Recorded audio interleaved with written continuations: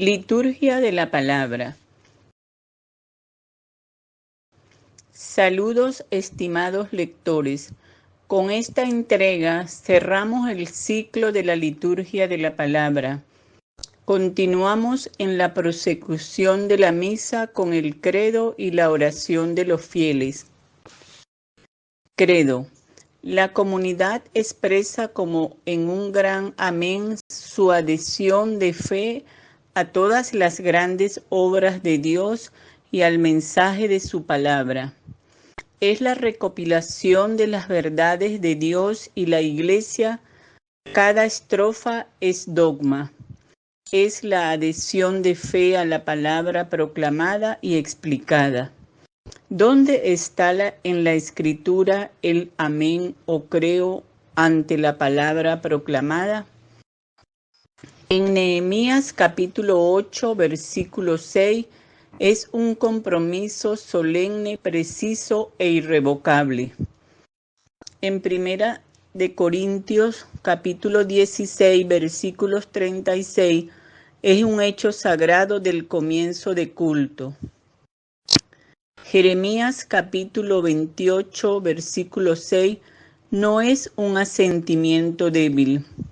En Números capítulo 5, versículo 22, supone una responsabilidad jurada.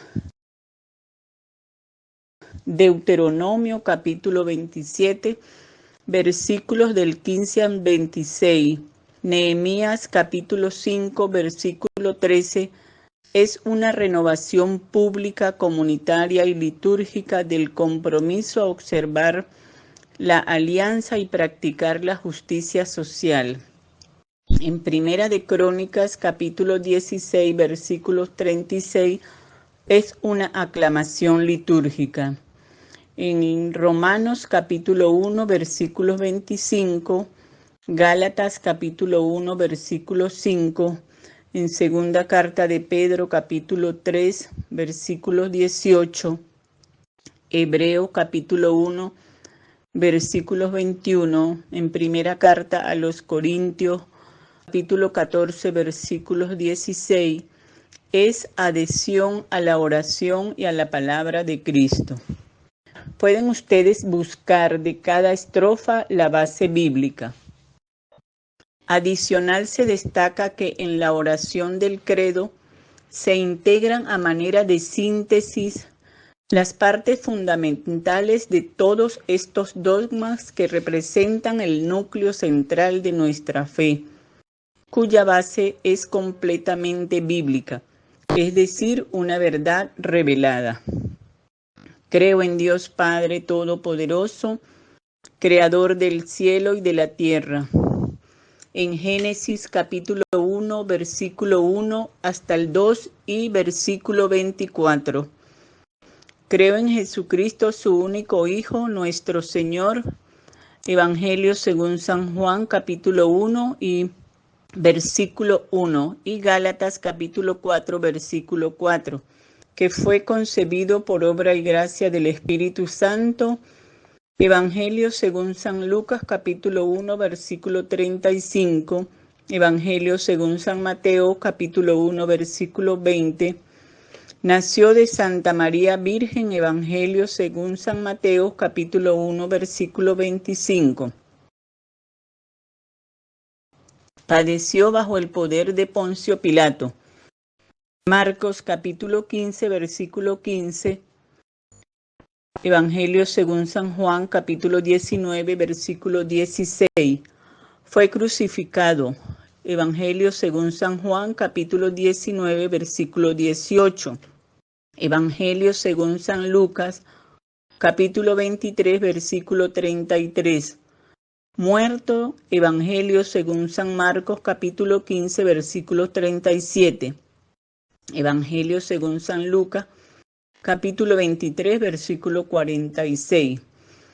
Y sepultado. Evangelio según San Marcos, capítulo 15, versículo 46. Evangelio según San Juan, capítulo 19, versículo 42. Descendió a los infiernos. Evangelio según San Lucas, capítulo 16, versículos 22. Primera de Pedro, capítulo 3, versículo 19. Al tercer día resucitó de entre los muertos. Evangelio según San Mateo, capítulo 28, versículo 6. Primera carta a los Corintios, capítulo 15, versículos del 14 al 32. Subió a los cielos. Hechos de los Apóstoles, capítulo 9, versículo 11. Y está sentado a la derecha de Dios Padre Todopoderoso. Hechos capítulo 7, versículos 55 al 56. Hebreos capítulo 1, versículo 3. Desde allí ha de venir a juzgar a vivos y a muertos. Evangelio según San Mateo capítulo 16, versículo 17. Apocalipsis capítulo 22, versículo 12. Creo en el Espíritu Santo. Génesis capítulo 1, versículo 1. Evangelio según San Juan, capítulo 15, versículos 26. En la Santa Iglesia Católica. Evangelio según San Mateo, capítulo 28, versículos 19. Efesios capítulo 2, versículos 20. En la comunión de los santos. Hechos capítulo 4, versículos 32. Hebreos capítulo 12, versículos 1. Apocalipsis capítulo 8, versículo 4. En el perdón de los pecados, Evangelio según San Juan, capítulo 20, versículos del 22 al 23. Primera carta de Juan, capítulo 5, del versículos 16 y 17. En la resurrección de la carne, primera carta a los Corintios, capítulo 15, versículos del 51 al 54. Y la vida eterna, primera carta a los Tesalonicenses, capítulo 4, versículos 16 al 17. Apocalipsis, capítulo 20, versículos 14. Amén. Se observa en la oración del credo que toda su construcción se sustenta en la palabra y que la maternidad de la Virgen María está en relación al eje mismo de Cristo, punto de arranque para la consideración de la doctrina en los dos primeros dogmas marianos. Oración de los fieles. La comunidad, ante una misma fe en torno a la palabra de Dios, pide unida por las necesidades de la Iglesia y del mundo entero, en la oración universal. La oración de los fieles también se llama oración común, oración o plegaria universal. Consta de una introducción y de unas peticiones de carácter universal y también local. En la Santa Misa es una gran oración que el Concilio Vaticano II restableció de acuerdo con la primitiva norma de los Santos Padres, Sacrosanctum Concilium 53. Tiene su origen en los apóstoles, como se ve en algunas exhortaciones de San Pablo. Ruego, pues, lo primero de todo, que se hagan oraciones, peticiones y oraciones de gracia por todos los hombres, por los reyes y por todos los constituidos en autoridad, para que podamos llevar una vida tranquila y sosegada, con toda piedad y respeto.